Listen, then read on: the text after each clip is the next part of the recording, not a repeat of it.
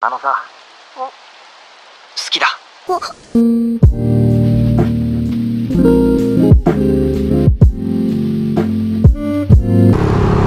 Halo, assalamualaikum warahmatullahi wabarakatuh.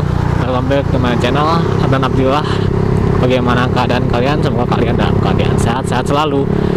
Oke, di video sebelumnya di video kali ini gue bakalan lanjutin dari video sebelumnya, yaitu gue bakalan bahas urutan untuk kalian upgrade di bagian pengereman beserta alasan-alasannya.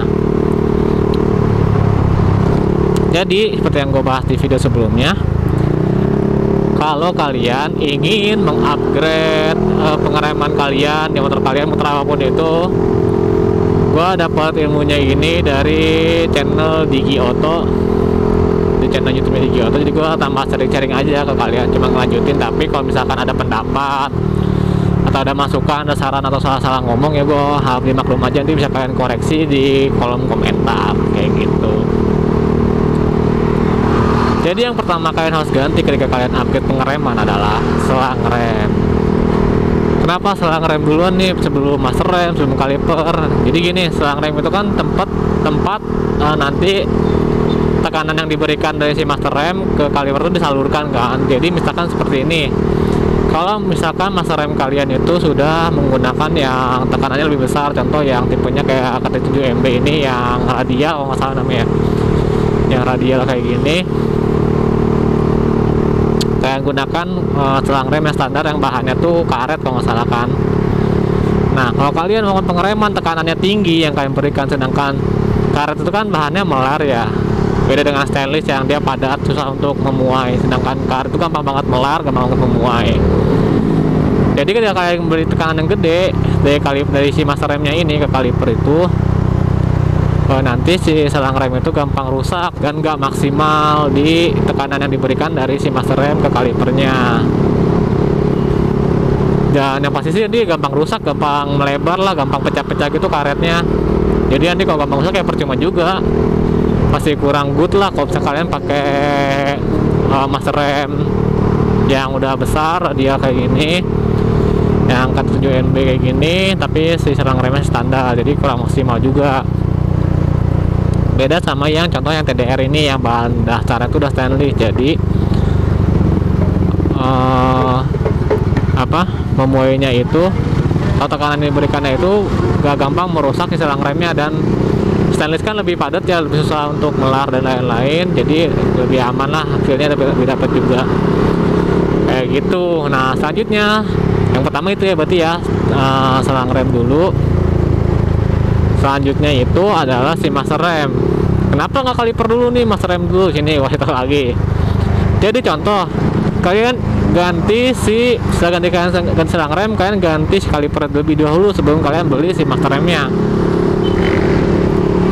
Contoh kalian upgrade pengereman kayak gue ya, contoh dari yang standar yang 1 piston jadi 4 piston. Nah, otomatis kan jumlah pistonnya tuh tambah banyak ya, yang harus ditekan oleh tekanan yang diberikan oleh si master rem ke si kaliper itu sendiri. Kalau misalkan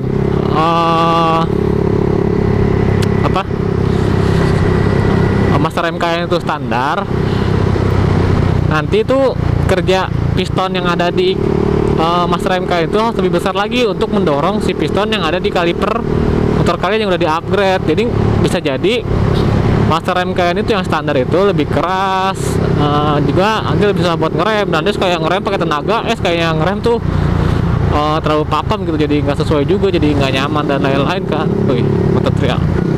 Ya, lebih nggak nyaman dan lain-lain kayak gitu, malah membahayakan kalau kalian ngerem mendadak langsung kunci depannya kan, ngeri juga sih itu, bahaya juga kayak gitu. Makanya lebih baik master rem dulu. Nah, master rem kalian juga nih menentukan nih apakah dia mampu untuk mendorong piston yang ada di kaliper atau enggak. Contoh kayak ini ada motor kan yang menggunakan 1 disk ya. Kalau single disk itu contohnya kayak NMAX, Aerox, Ninja 2,5 yang 2 silinder atau ZX25R itu kan masih satu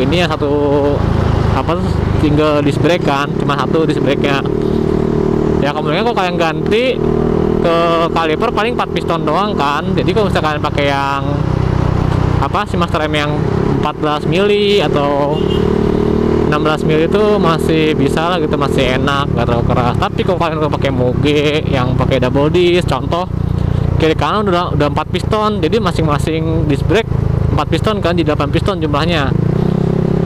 Nah itu pasti kalau kalian pakai master rem yang nggak sesuai atau yang kurang support, pasti kalian ngerem itu bakalan berat. Kenapa? Karena si master rem yang kalian beli master rem itu yang kecil, ukuran pistonnya buat ngedorong tekanannya, memberi tekanan itu kecil. Sedangkan tekanan yang diberikan si kaliper itu banyak, contoh sampai 8 piston gitu kan, banyak banget ya. Ya otomatis nanti si master rem kalian tuh membutuhkan effort yang lebih besar untuk melakukan pengereman kayak gitu. Jadi sih intinya urutan kalian mengupgrade pengereman motor kalian itu adalah dari si selang rem yang pertama, yang kedua itu adalah master rem dulu, baru setelah itu kaliper gitu.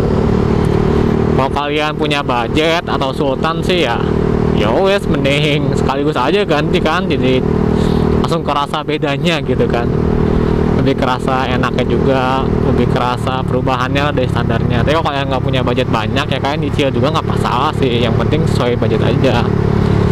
Oh ya, cuman saran juga sama cerita, jangan coba atau jangan sampai kalian beli barang-barang KW, karena barang-barang KW itu kalian nggak tahu kan kualitasnya kayak gimana. Pertama, kualitas bahan yang digunakan tuh gimana, terus apakah ada quality control yang dilakukan oleh si pembuat barang tersebut.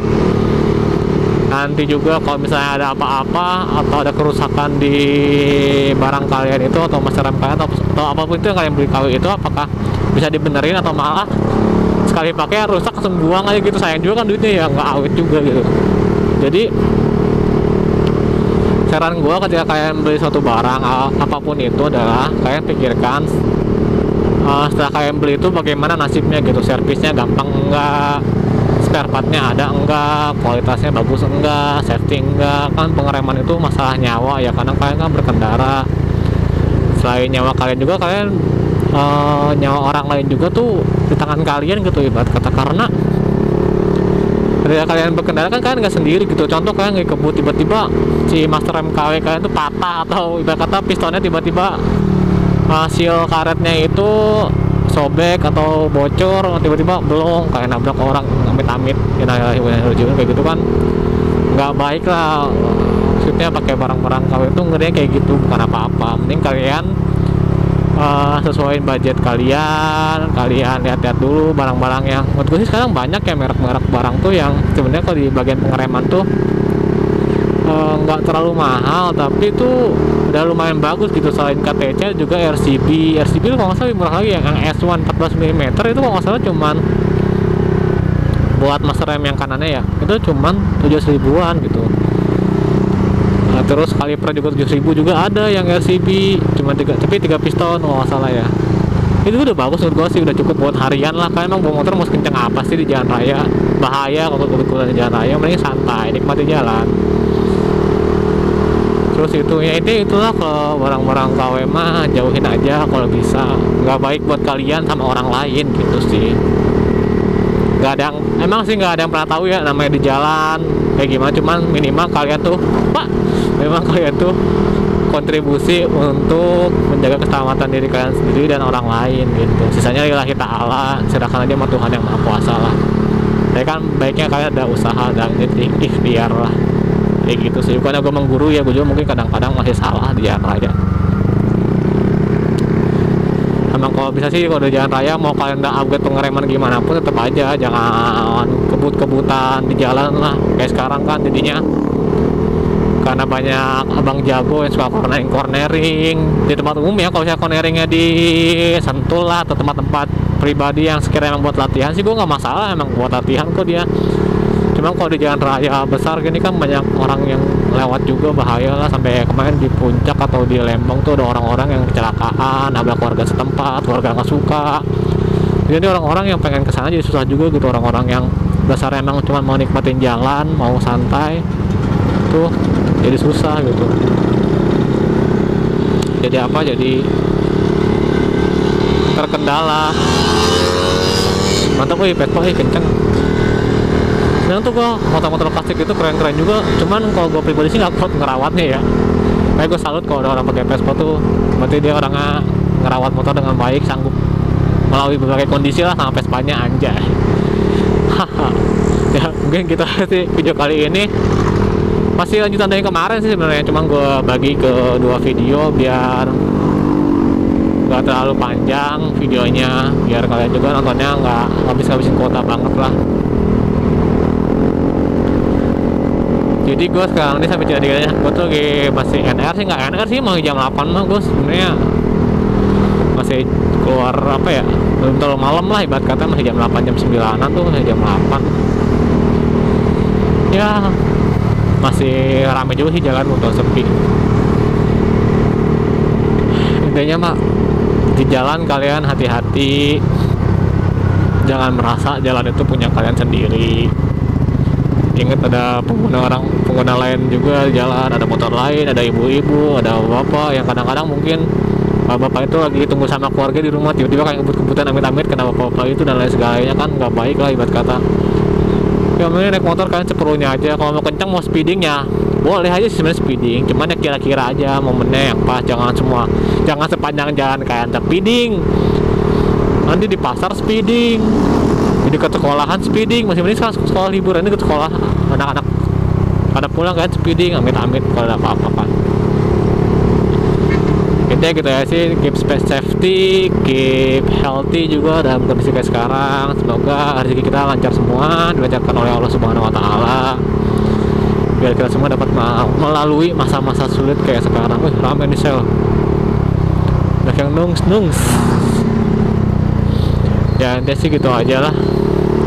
Jangan lupa juga, buat kalian juga jangan sampai ninggalin sholat dan lain-lain lah. Kita saling mengingatkan aja, gue bukannya benar, gue bukan menggurui, gue cuma saling mengingatkan aja, juga mengingatkan buat gue pribadi kayak gitu. Oke, mungkin gitu aja, see you next video. Jangan lupa subscribe, share, dan like. Assalamualaikum warahmatullahi wabarakatuh.